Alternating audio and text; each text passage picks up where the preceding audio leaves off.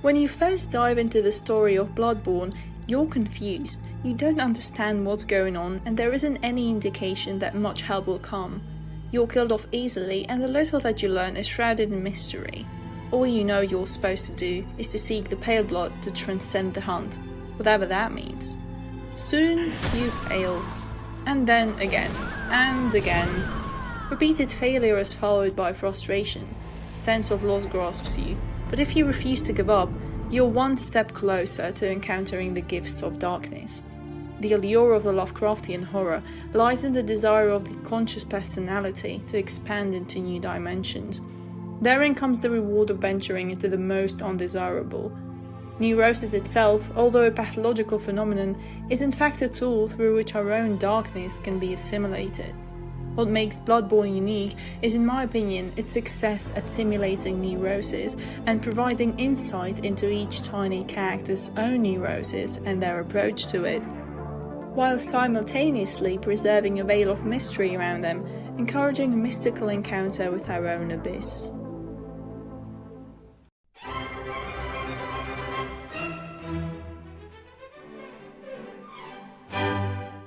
A need for the unknowable. The human psyche, much like the world, are ultimately unknowable. In reaction to the outer world and the overwhelming nature of all the details of it, regression naturally occurs, and so the personal unconscious serves as their vessel. But there is more to it. The processes occurring in the psyche are often unknown to us consciously, but known to the unconscious, revealed in dreams to an extent that can be processed by the conscious. As such, the barrier between the known and the unknown is crucial, for there is always a danger of disintegration of the known by the much vaster unknown. This is what happens in psychosis, in which the unconscious content takes the place of the real. However, an encounter with the mystical is a requirement for growth, for what is growth if not enhancement of the personality with what had been previously unknown? In fact, its integration strengthens the ego, fortifying it against the dangers of psychosis. In Bloodborne, we can see how individuals that fail to expand their ego succumb to Beasthood, where this split of unintegrated unconscious content assumes its own character in humans that got drunk on blood. In Bloodborne, blood is drunk for healing purposes. However, too much blood can lead to onset of the scourge of the beast, which will end up turning the individual into a beast. Hunter badges allow a hunter to purchase new weapons. Interestingly, we learn from the description of the sword hunter badge that, quote, Lodwick was the first of many healing church hunters to come, many of whom were clerics. As it was, clerics transformed into the most hideous beasts. End of quote. Clerics transformed into the most hideous beasts, most likely due to the large quantities of imbibed blood. Looking at the forms they assume, we can tell that the beast form represents a vital part of the personality that wasn't given proper expression consciously. This is demonstrated by the fact that most beasts are wolf-like, representing their shadow, except maybe for Lodwig, who retains some of his consciousness even as a beast, as is demonstrated by his dialogue and his single clear eye.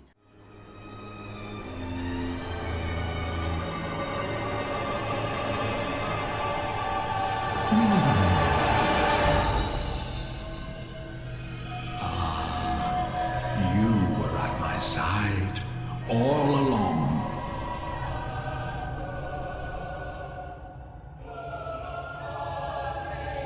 My true mentor, my guiding moonlight.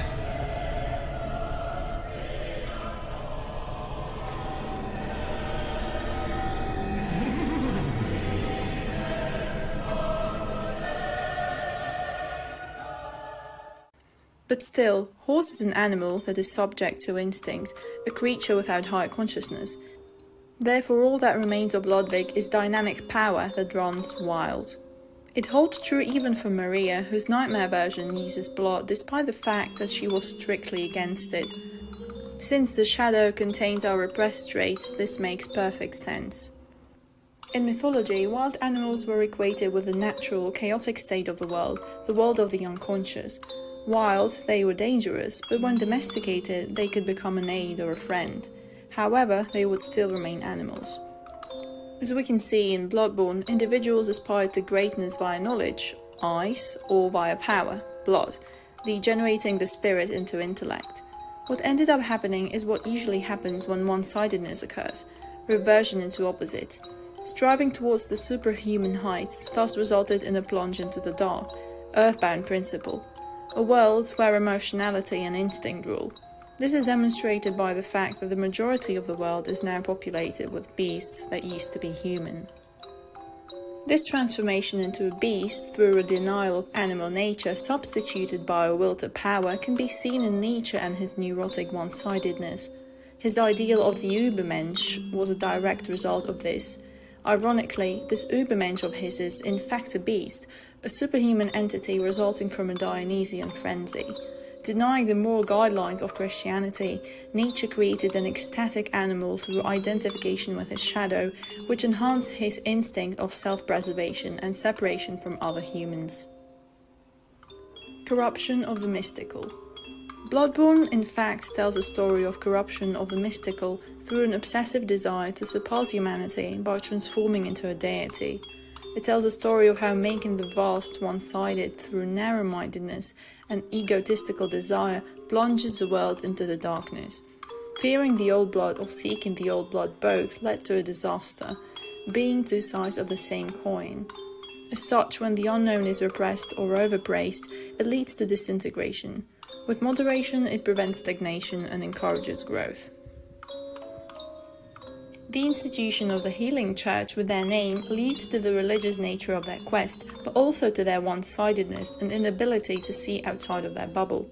Similarly, Master Willem and the choir cover their eyes, which leads to the fact that they too were one-sided. They repressed the worldly in an effort to ascend. They sought otherworldly eyes at the cost of killing people and conducting experiments on them.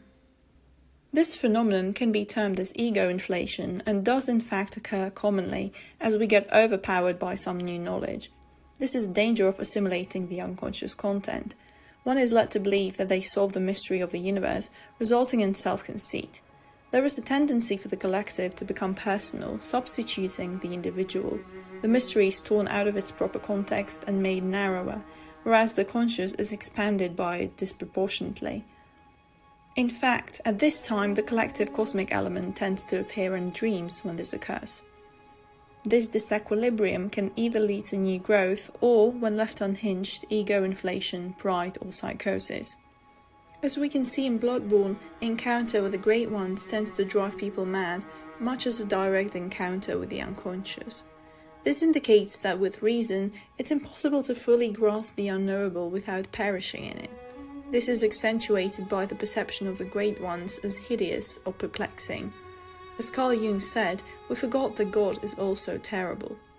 Ultimately, however, the Great Ones don't differ from humans as much as originally thought. Looking at the description of the brain of Mensis, a Great One created from the collective minds of the school of Mensis, we soon find out that this apparent divinity is more of an outcome of a metamorphosis of a will to power. Having created the brain of Mensis, the members of the school of Mensis lose their individuality and are swallowed by the whale, so to speak. They become a creature that cannot even move independently. In an effort to achieve greatness, they become absorbed by it. If you write down the word happiness, it becomes a much more constricted picture of the actual feeling. The experience of happiness cannot be obtained by reading the word or writing it down. So it is with the mystical, and so it seems to be with contact with God. As Jung pointed out in The Undiscovered Self, quote, "The unconscious is the only available source of religious experience. This is certainly not to say that what we call the unconscious is identical with God or is set up in his place. It is simply the medium from which religious experience seems to flow. As to what the further cause of such experience might be, the answer to this lies beyond the range of human knowledge. Knowledge of God is a transcendental problem." End of quote. Making this experience non-transcendental puts on it certain limitations that resemble the character of human instinct more than divinity, as we'll see next. Encounter with the mystical is both an enriching and a dangerous experience. The persona can get dissolved in the collective psyche, which is in Bloodborne represented as turning into a beast or becoming a great one, two extremes of the same type of one-sidedness. To me, they seem as two sides of the human instinctual nature, debasement and delusion of greatness. A Upon a closer look, beasts and the Great Ones do not differ that much in their behaviour. They do not seem to retain much consciousness, which is dissolved in the unconscious or the collective.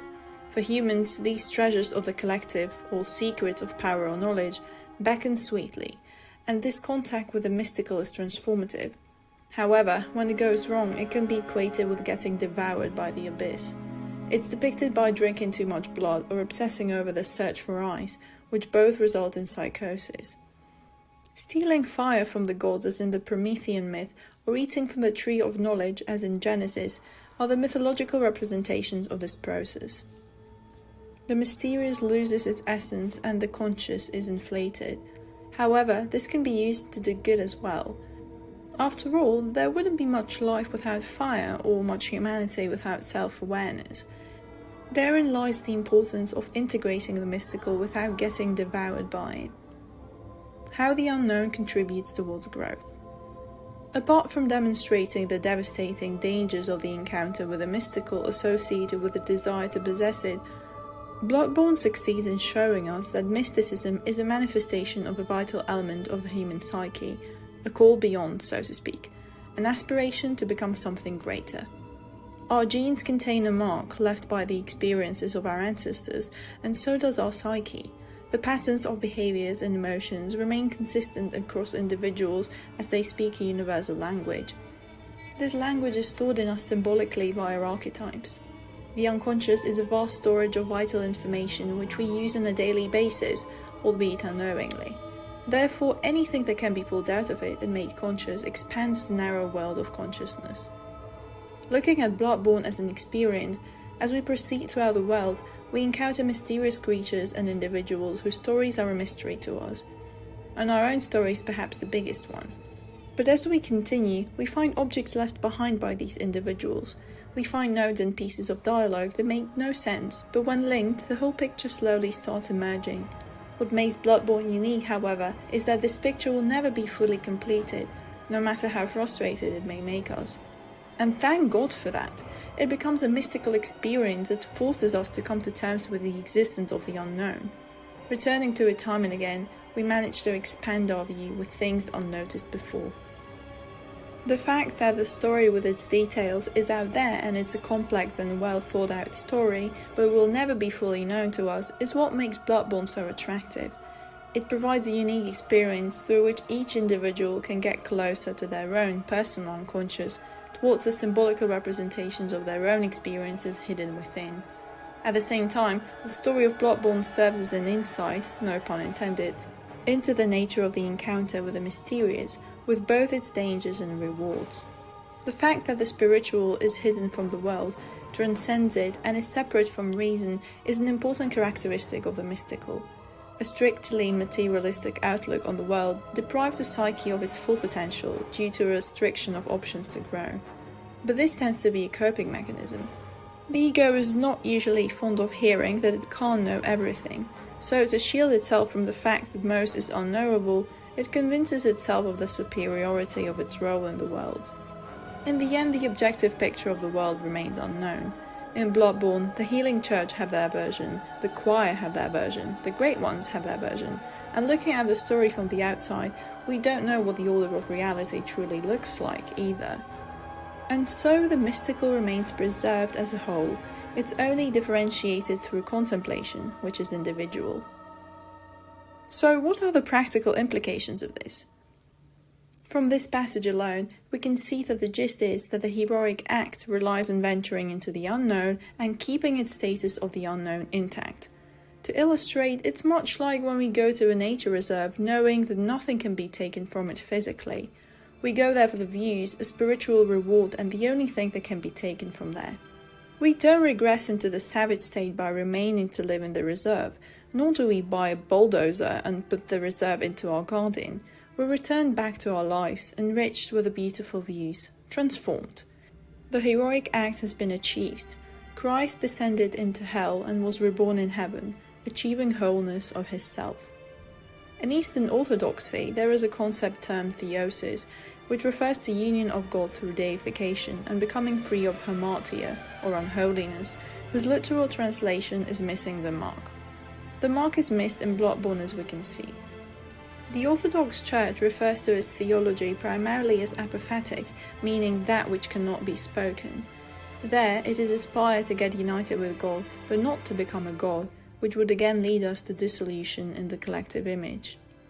This sometimes happens in schizophrenia, where we may encounter a conviction that one is God or some deity.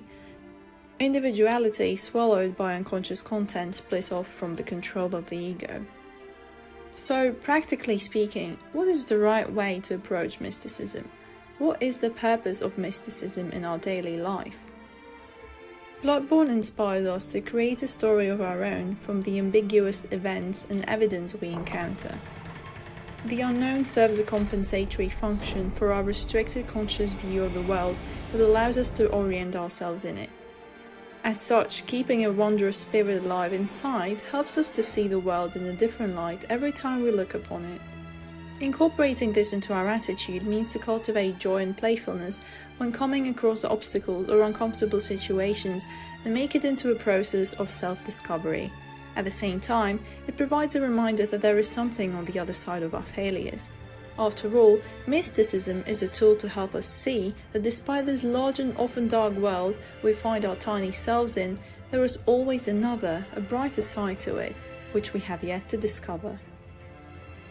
At the same time, the message of Bloodborne parallels our increasingly controversial relationship with technology and AI, behind which lies our ego's desire to be in control of the world through an all-encompassing knowledge. Bloodborne truly prompts us to ask, where does our humanity begin and where does it end?